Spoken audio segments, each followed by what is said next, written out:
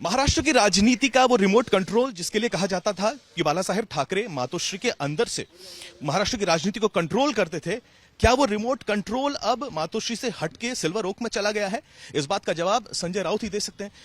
वक्त के साथ साथ क्या पावर शिफ्ट हो गया है? बाला साहब ठाकरे की बात अलग है, शरद पवार साहब की बात अलग है।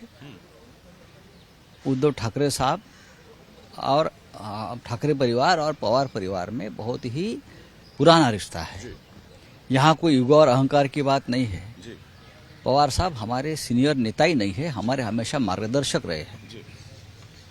और पवार साहब के घर में जाना ये कोई राजनीतिक बात नहीं है, हमेशा जाते हम। जिस तरीके से शिंदे गुट ने कहा है कि कल उद्धव जी को शरद पवार जी के घर में नहीं जाना चाहिए था, क्या पुराने रिश्तों की कसक, टीस, खलिश अभी भी बची है पुराने रिश्तों की? क्यों नहीं जाना चाहिए?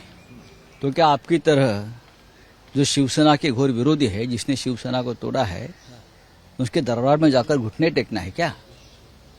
पवार साहब इस राज्य के और इस देश के वरिष्ठ नेता है। ये आप कौन तय करेंगे किसके पास? ये डर है इनके मन में। ये जो शिंदे मिंदे जो आप नाम ले रहे हो ना, उनके मन में एक डर है।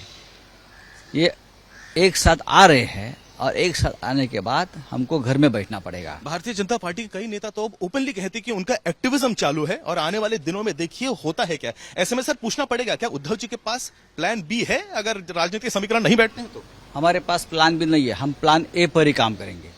सर ये बात तो साफ हो गई है कि कांग्रेस पार्टी सावरकर के मुद्दे पर हटने वाली नहीं है। ऐसे में जो आपकी राहुल गांधी और सोनिया गांधी जी के साथ मीटिंग हुई तो उसे सफल नहीं कहा जा सकता सर। सफल हो जाएगी। आखिरी सवाल मेरा है, उद्धव जी अगर मातोश्री के अंदर रहते हैं तो कहा जाता है राजनीतिक उदासीनता, वो बाहर निकलते हैं तो फिर कहा जाता है राजनीतिक बेचैनी। ठाकरे नाम का डर है और ये डर रहना भी चाहिए। बहुत बहुत शुक्रिया सर। कैमरा पर्सन राजू रिमणकर के साथ पंकज उपाध्याय, मुंबई।